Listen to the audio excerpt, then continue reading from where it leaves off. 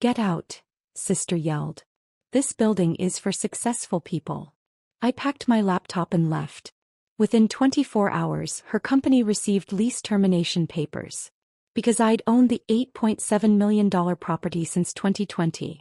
By noon, 47 messages. We can negotiate, right? They couldn't.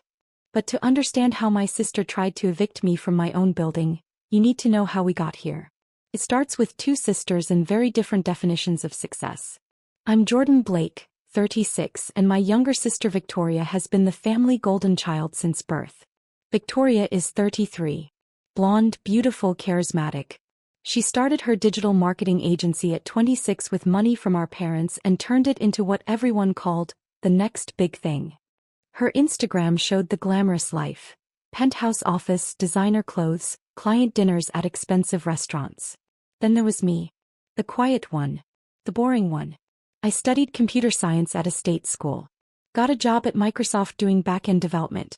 Worked there for 8 years in a cubicle writing code nobody saw. At family dinners, Victoria would talk about landing six-figure clients while I'd mention fixing database infrastructure. That's nice, honey, Mom would say, already turning back to Victoria's stories. Dad was more direct.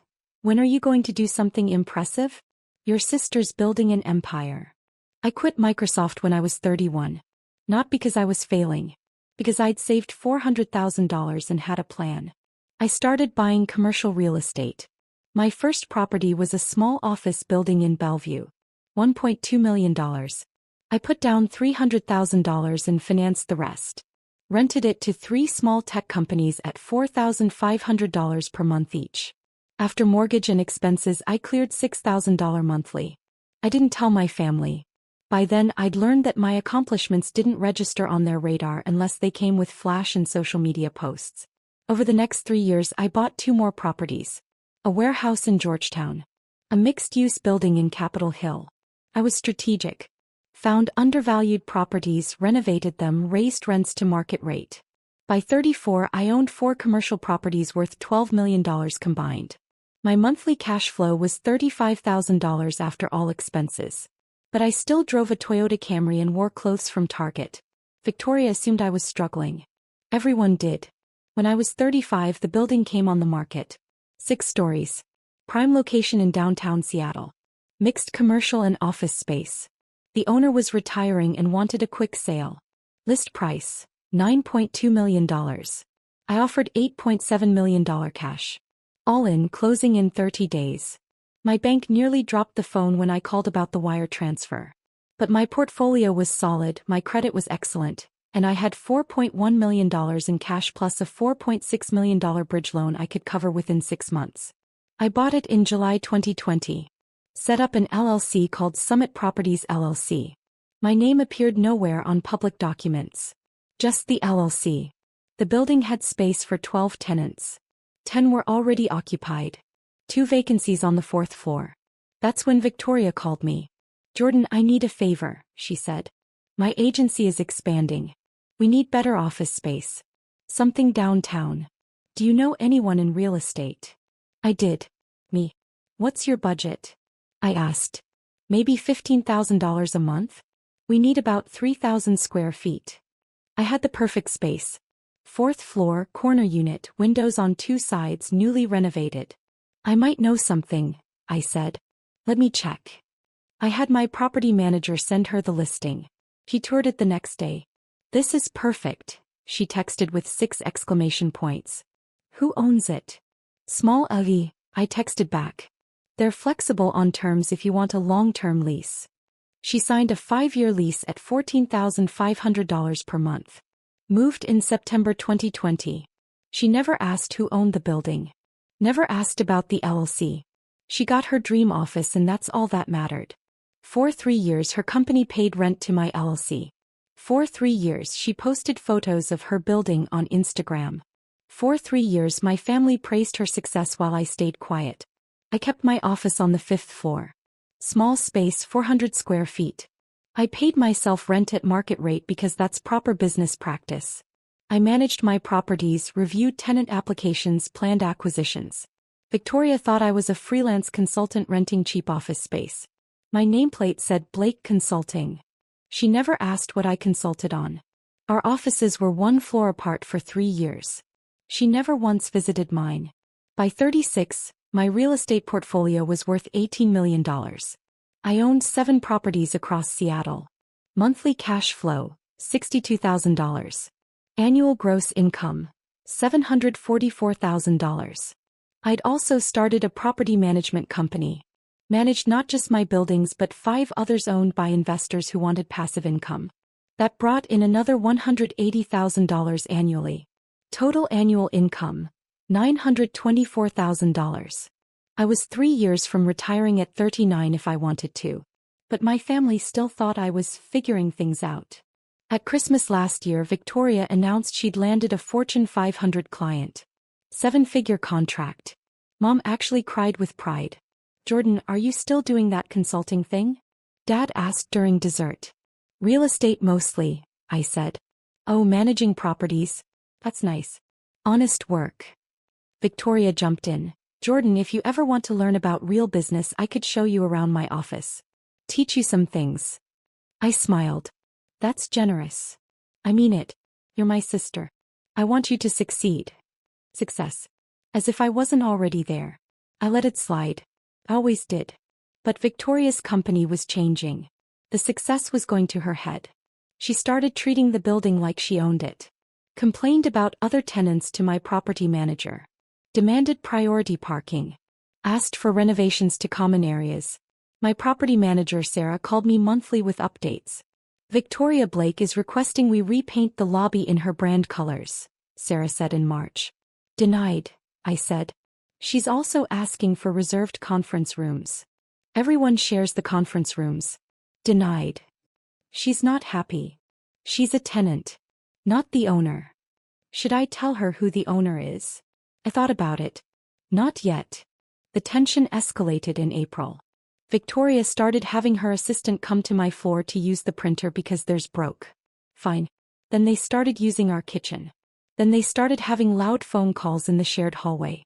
I mentioned it to her once. "Vic, your team is getting kind of loud up here." She barely looked up from her phone. "We're busy, Jordan. Running a real company.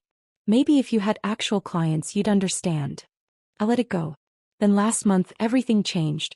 Victoria's Fortune 500 client pulled their contract. Something about performance metrics not being met. The 7-figure deal vanished overnight. She didn't tell the family. But I knew because Sarah told me Victoria had asked about breaking her lease early. "She wants to downsize," Sarah said. "Move to a smaller space. Says the rent is too high." "What did you tell her?" "That she has a binding 5-year lease with 3 years remaining. Early termination penalty is 6 months' rent." "And?" "She asked to speak to the owner." My heart rate picked up slightly. "What did you say?" "That the owner doesn't take meetings with tenants. All communication goes through property management." Good. But Victoria wasn't done. She started cutting corners. Complained about the rent in Instagram post. Made passive-aggressive comments about greedy landlords in her stories. Then 2 weeks ago she saw me in the elevator. "Jordan, what floor are you on again?" "5th. "What do you even do up there all day?" "Consulting. Property management." She laughed. "Property management? Like you manage other people's properties?" "Something like that." "God, that sounds boring." "No offense. None taken. You should come work for me. I could use someone organized. Pay you maybe $50,000 a year? It's not much, but it's better than whatever you're making now." $50,000. To work for my sister.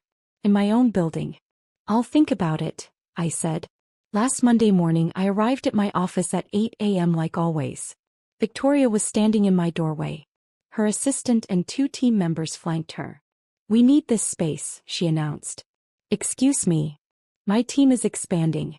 We need overflow office space. This floor is mostly empty anyway. Vic, this is my office. You barely use it.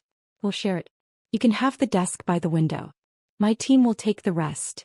You can't just take my office. Jordan, don't be difficult. We have an important client presentation next week. We need space to prepare. Then book the conference room. The conference room isn't private enough. We need dedicated space." Her assistant started moving my things. Actually started packing up my desk. Stop, I said firmly. Victoria stepped closer. Listen. I'm running a real business here. You're doing whatever this is. I need you to be a team player. This is my office. I pay rent for this space. And I'll talk to the landlord about compensating you. But right now I need this room. The assistant had packed my laptop into a box. That's when Victoria said it. Get out. This building is for successful people. Real businesses. Not whatever hobby you're pretending is a career. Her team looked uncomfortable but said nothing. I stared at my sister. Really looked at her. The entitlement. The certainty that she could take whatever she wanted. You want me to leave? I asked quietly. I need you to leave. Today. Pack your things. You can work from home. I could have told her right then. Could have ended it immediately. Had I smiled. Picked up the box with my laptop. Hey, I said. Okay. He seemed surprised. You're right. This building is for successful people. I walked out. I sat in my car for 10 minutes. Not upset. Calculating. Then I called Sarah. Sarah, it's Jordan. I need you to prepare lease termination documents for Victoria Blake's company. Silence. Are you sure? Completely sure. 30-day notice. Site violation of lease terms. Unauthorized use of property, harassment of other tenants, and material breach of quiet enjoyment clause. That's going to be messy. It's going to be educational. When do you want me to serve the notice? I checked my watch. 9:17 a.m. Tomorrow morning. 8 a.m. sharp. Have it hand-delivered by a legal courier. Include the early termination penalty calculation. 6 months rent, $87,000. She's going to lose it. She's going to learn something. Next I called my attorney Marcus. Marcus, I need you on standby.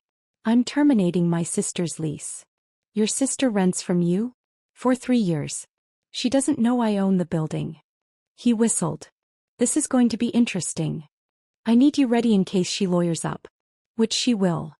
I'll prepare a defense brief. Your lease is airtight, right? Standard commercial lease. She signed it. 5-year term. Early termination penalty clearly stated. Then you're covered. But Jordan, family and business. I know. That's why I'm doing this. I spent the rest of Monday working from home. Reviewed the lease. Checked every clause.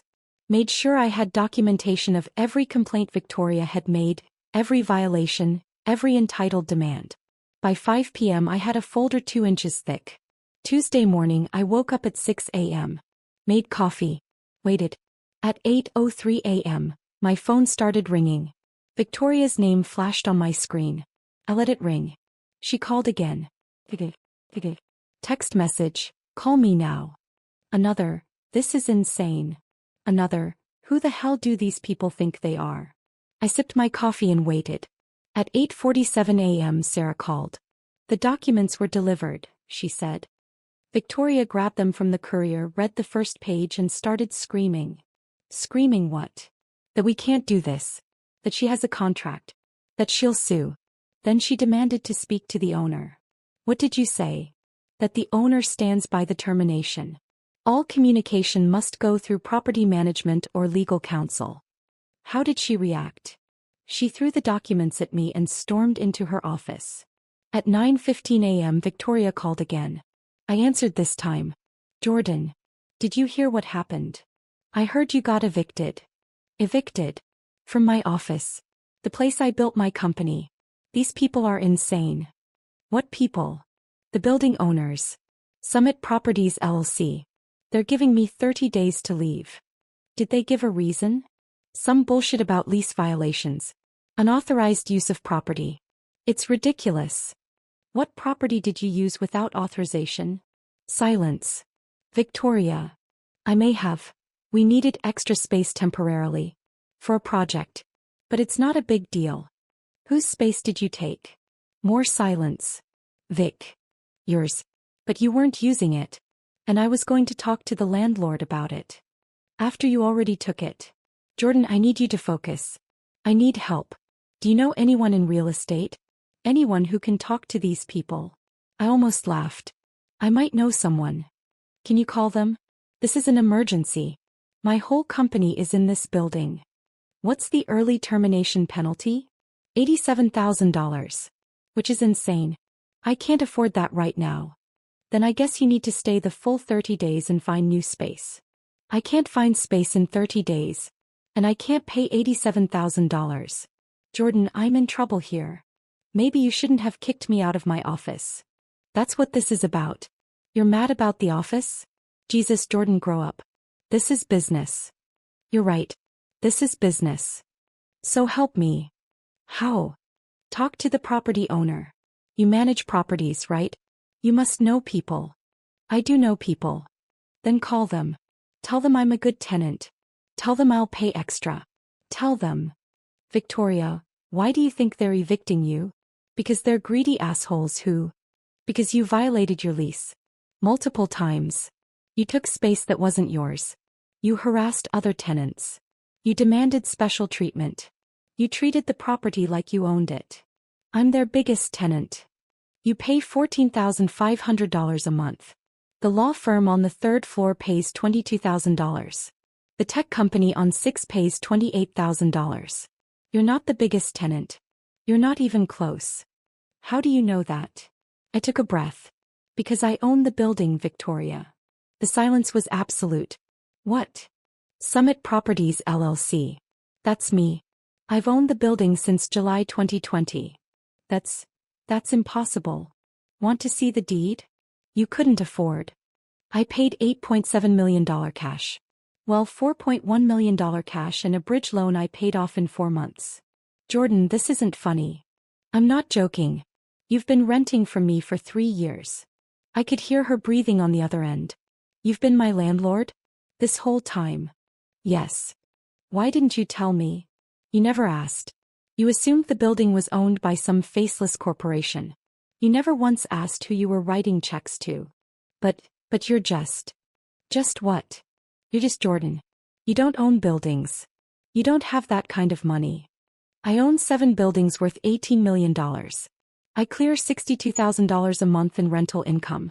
I've been financially independent since I was 33. You offered me a $50,000 job last week. I make that in 3 weeks from rent alone. This is insane. This is real estate investing. It's what I've been doing while you assumed I was failing. If you own the building, then you can cancel the eviction. I could. Then do it. Jordan, please. I'll apologize. I'll stay out of your office. You'll what? Treat me with basic respect? Only when you need something. That's not fair. You kicked me out of my own building yesterday. You told me it was for successful people. Do you remember saying that? Silence. Victoria. I was stressed. The client thing, it's been hard. You lost the Fortune 500 contract. How did you know that? Because my property manager told me you asked to break your lease. Because I pay attention to my tenants. Because this is my business. Jordan, please. I need this office. My team is here. Our equipment is here. I can't move in 30 days. You should have thought of that before you stole my office. I didn't steal. You absolutely did. You took space you didn't pay for, kicked out the person who did pay for it, and assumed there would be no consequences because you're Victoria and you get whatever you want. That's not who I am. That's exactly who you are. That's who you've always been. He started crying. Real tears. Jordan, I'm begging you. I'll do anything. Anything. Yes. Name it. Pay the early termination penalty. $87,000. Move out in 30 days. Find new space. I don't have $87,000. Then you'll stay and follow the lease terms exactly. No special treatment. No complaints. No demands. You'll be a model tenant for the next 3 years. 3 years. That's how long is left on your lease. Jordan, please. Those are your options. Pay and leave or stay and behave. What about negotiating? What about family? You told me yesterday I wasn't successful enough for your building. My building. You want family consideration now? I made a mistake. You made a choice. Now live with it. I hung up. By noon I had 47 messages. Victoria, please call me. We need to talk. Victoria, I'm sorry. Really sorry. Victoria, can we meet? Face to face. Mom, Victoria called me crying. What's going on? Dad, did you really buy a building without telling us? Victoria, I'll pay extra rent. Whatever you want. Victoria, Jordan please. My whole team is asking questions. Mom, call your sister. She's devastated. Victoria, I know I screwed up. Give me a chance to fix this. I silenced my phone. At 2 p.m. Sarah called. Victoria came to my office with a check, she said. For the penalty? No. For next month's rent. And a handwritten letter asking to meet with the owner. What did the letter say? That she's sorry. That she understands she violated the lease. That she wants to make it right. Is she still evicted? That's your call. I thought about it. Really thought about it. Tell her the eviction stands unless she meets 3 conditions. I'm listening. 1. Written apology to me and to the other tenants she's disrupted. 2. Payment of $10,000 to cover administrative costs and damages. 3. Attendance at a property management seminar so she understands tenant rights and responsibilities. You're making her take a class? She needs to learn how this works. If she completes all 3 within 2 weeks, I'll rescind the eviction. And if she doesn't? Then she's out in 30 days. Sarah laughed. You're enjoying this. I'm teaching her something she should have learned years ago. Actions have consequences. At 4:30 p.m. Mom called. I answered. Jordan Elizabeth Blake, what is happening? Hi Mom. Victoria says you own her office building? And you're evicting her. Both true. Since when do you own buildings? Since I was 31. I own 7 now. 7 buildings? Worth about $18 million combined. Mom was quiet. Then, why didn't you tell us? Would you have believed me? Or would you have assumed I was lying for attention? That's not fair. Mom, at Christmas, Dad asked if I was still doing that consulting thing. Victoria offered me a $50,000 a year job out of pity. Nobody in this family has taken my career seriously in 15 years. Because you never told us what you were doing. I tried. For years. Every time I mentioned real estate investing, someone changed the subject. Every time I talked about property management, someone made a joke. So I stopped trying. And now you're punishing Victoria? I'm enforcing a lease she violated. That's not punishment. That's business. She's your sister.